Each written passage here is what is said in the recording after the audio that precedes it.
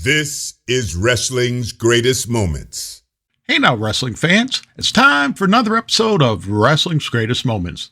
Wrestling fans have heard the term, the Dusty Finish, but what exactly is it? And did Dusty Rhodes really create it? Sit back as Wrestling's Greatest Moments looks at how this storytelling tool started long before Dusty Rhodes started using it, whether it's a bad thing, and several examples of how it's been used and misused. Before we get started though, don't forget to subscribe to our channel and hit that notification bell so you don't miss a single episode. Hot Shot Booking. The Dusty Finish is a classic example of hot shot booking, a concept that is essentially doing something for a short-term gain. The problem with hot shot booking is that it's usually done with a complete disregard for the long-term consequences. For example, a promoter might book a major match with little or no build-up on TV just to boost TV ratings. A prime example of this is when WCW booked the dream match of Goldberg versus Hollywood Hulk Hogan with just days of promotion. WCW aired it on its Nitro TV show,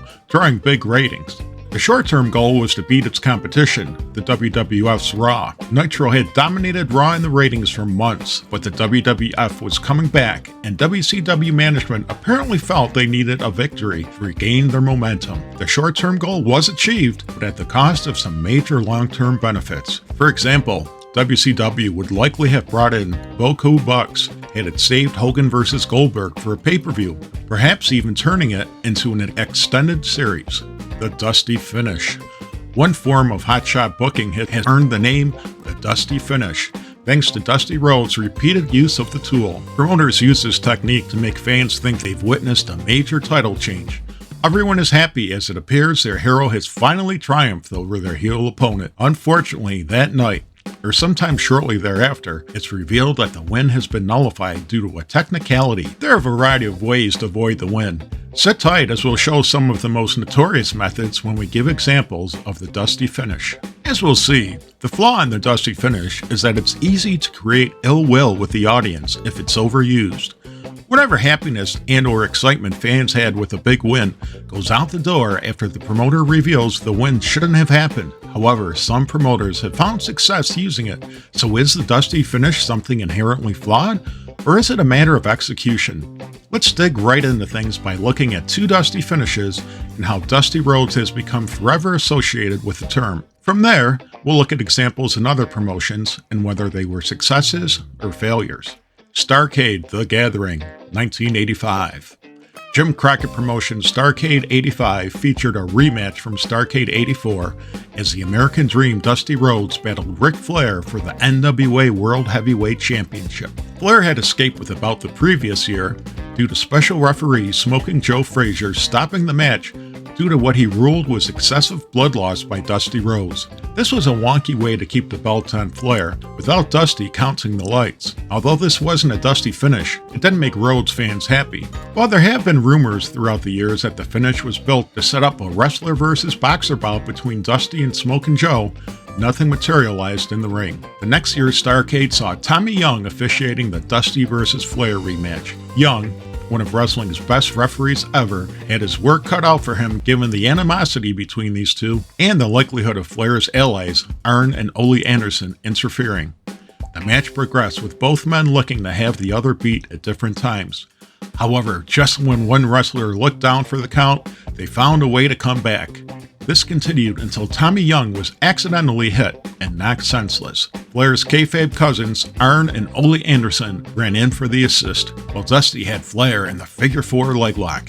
Although Dusty was able to fight off Arn, Ole blindsided him. The second referee showed up as Flair went after Dusty, only for Dusty to land an inside cradle for the win. All was right with the world as Dusty had finally defeated Flair for the bout. Various wrestlers ran into the ring to congratulate the Dream. Afterward, Dusty celebrated backstage by cutting an intense interview dedicating his win to the working man. The only thing missing was for the sky to open and Rhodes to ascend into the heavens. Such an ascension would have been premature, as fans later learned that the decision had been changed. Referee Tommy Young appeared on Jim Crockett Promotions TV, announcing he disqualified Flair due to the outside interference. As Young explained things, He was too shaken up at the time to void the win, as he had to be helped to the back for medical attention. The result was that Dusty had won the match, but not the title, by disqualification. Thus, Dusty's big win was a bust. Fans weren't happy, especially those who left the arena believing their hero had won.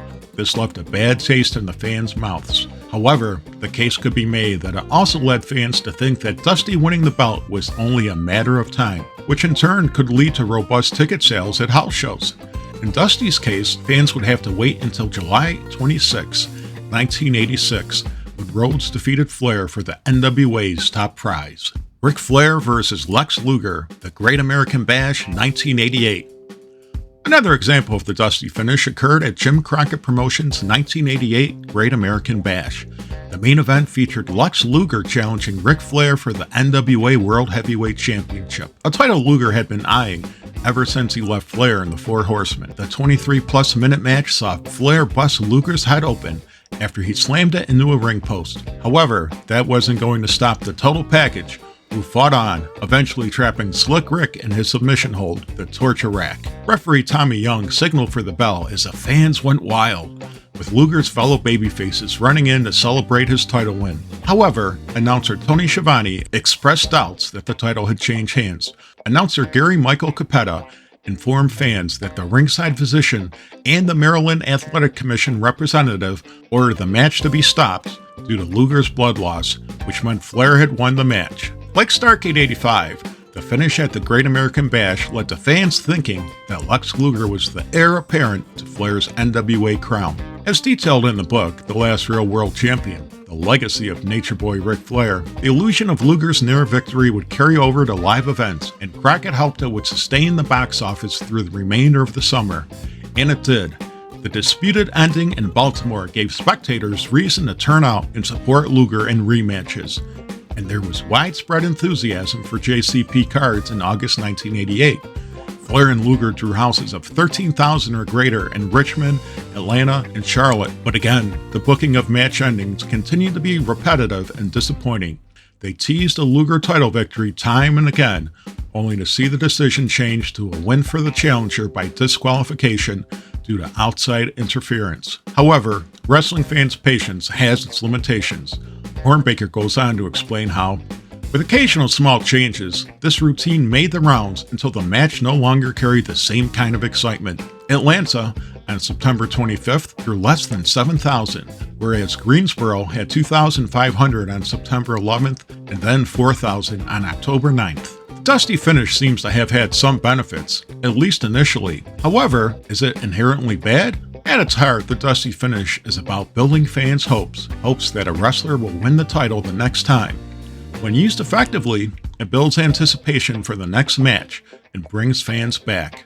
However, when used too often, a problem with any booking trick, it upsets fans and can lead to bad business, something we've just seen. As many observers have pointed out, the Dusty finish became problematic because it was overused, and the spread of cable TV meant that fans often saw the same finishes on TV they saw at house shows, which exposed the business.